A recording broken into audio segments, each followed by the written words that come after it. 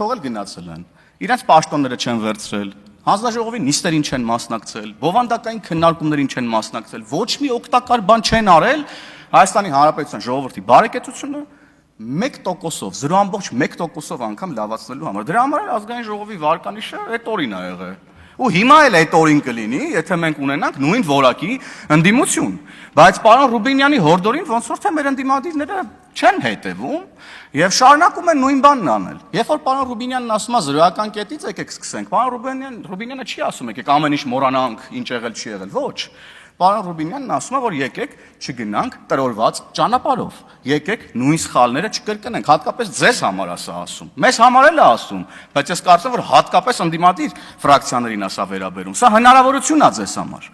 Պարոն Վիլեն Գաբրիելյանն ասաց, սա մարտահրավեր է, ոչ, սա հնարավորություն է ձեզ համար չլինել այնպիսին, ինչպիսին որ 8-րդ գումարման ազգային ժողովի, ուրեմն ընդդիմադիր ֆրակցիաներն էին։ Բայց դուք մեկ այդի գալիս եք այստեղ շարունակում եք թեզեր շրջանառել, որոնք չեմ ասի, սուտ են, կասեմ իրականությունից չափազանց հեռու են, աննկարագրելի հեռու են իրականությունից։ Ձեր խմբակցության падգամավորը, ուժեղ Հայաստան խմբակցության падգամավորն այստեղ ասում է, մեր քարոզարշավը ամբողջությամբ ճշմարտության վրա է հիմնված եղել, մենք լսել ենք ժողովրդին, նրանց կարիքները եւ այլն, ոչ, ձեր քարոզարշավն ամբողջությամբ հիմնված է եղել, պարոն Կարապետյան, հատկապես ձեր խոսույթում 300,000 ադրբեջանցիների վերադարձի վրա։ Դրա համար են իմ գործընկերներն անընդհատ սա շեշտում, որովհետեւ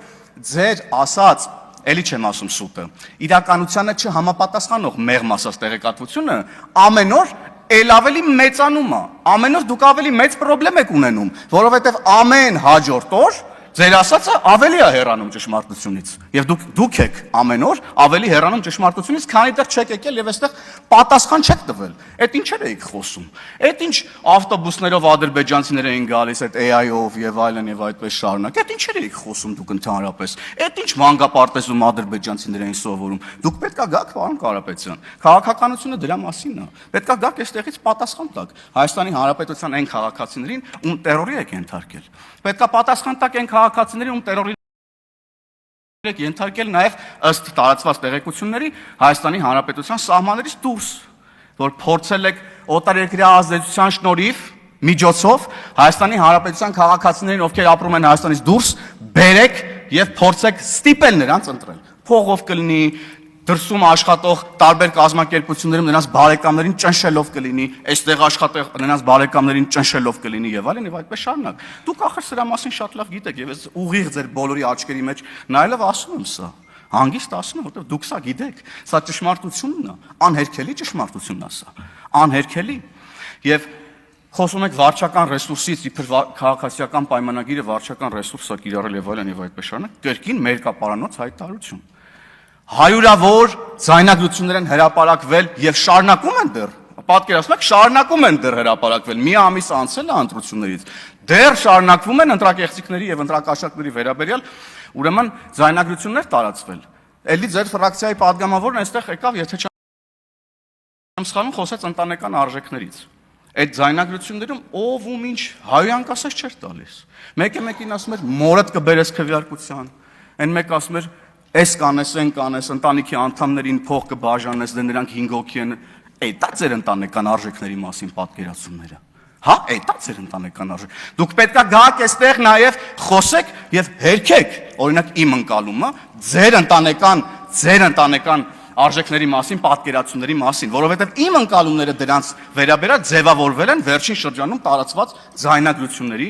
հիմքով եւ հակառակը չեմ լսել։ Ես չեմ լսել հակառակը ախր, Չեմ լսել, որ դուք դատապարտեք օրինակ նման բան, չեմ լսել ընդհանրապես։ Լսել եմ ուրիշ բան, որ դուք փորձում եք հայլային մեղադրանք հնչեցնել քաղաքացիական պայմանագիր կուսակցության վերաբերյալ, մի կուսակցության վերաբերյալ, որը որ առավոտից երեկո բակերում, մարդկանց տներում,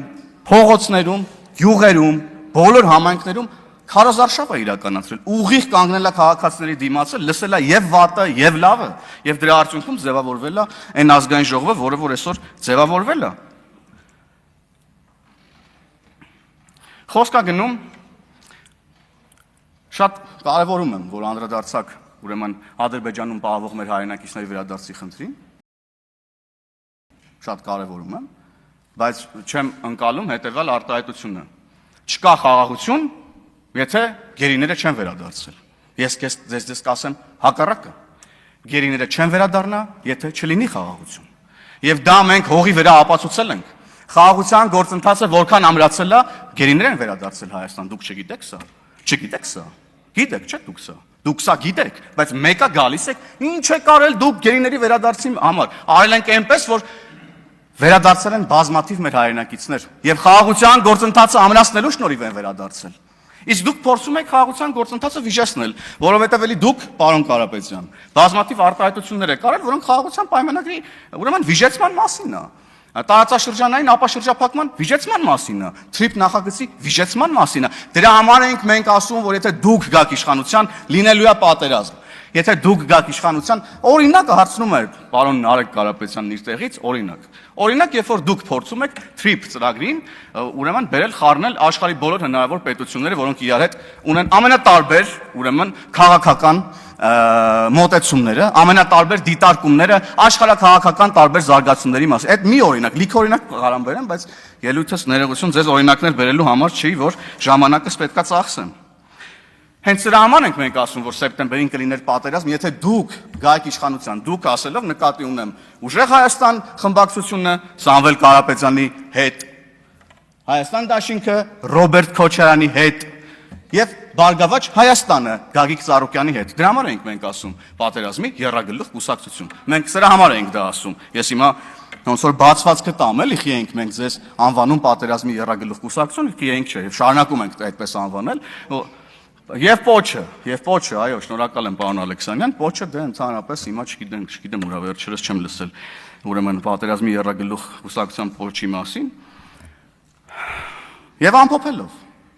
Եվ մի շատ կարևոր հարց ունեմ ձեզ, որ 5 տարի է Հայաստան դաշինքին տալիս ենք, հələ պատասխանը չենք լսել։ Ես լսեցի, որ ձեր խմբակցության падգամավորներից ոմանք ոչ ուղիղ տեքստով, անուղղակի կերպով տարածքային պահանջներ են ներկայացնում հարևան պետություններին։ Ասում են, որ կոնկրետ տարածքը, որը Հայաստանի Հանրապետության միջազգայինորեն ճանաչված սահմաններից դուրս է, հայկական է։ Ես ուզում եմ դուք, պարոն Կարապետյան, ձեր ելույթում ասեք, քանի քառակուսի կիլոմետր է Հայաստանի Հանրապետության միջազգայինորեն ճանաչված տարածքները։ Քանի քառակուսի կիլոմետր է։ Հայաստան դաշինքը չի ասում։ Չի ասում, պարոն Վարդևանյան, հիշում եք, դուք էլ եք դաշինքից եղել, չէիք ասում։ Հիմա հերթը ուժեղ Հայաստանին ովելի է եկել, եւ հայտարարություններ է անում, որոնք անուղղակի կամ ուղղակի կերպով տարածքային պահանջներ են ենթադրում, որ հարևան պետությունների նկատմամբ եւ ռիսկի տակ եք դուք դնում ձեր այդ խոսույթով Հայաստանի Հանրապետության ժողովրդի խաղաղությունը։ Ռիսկի տակ եք դնում։ Չգիտեմ ինչի վրա եք ժպտում դուք, պարոն Կարապետյան, երևի ընթացս կծանոթանամ ձեր միմիկաներին, ինչից ինչ միմիկաներ եք արտահայտում, բայց ամեն դեպքում պատասխանեք այդ հարցին։ Եվ սիրելի ժողովուրդ, սիրելի քաղաքացիական պայմանագիր խմբակցության գործընկերներ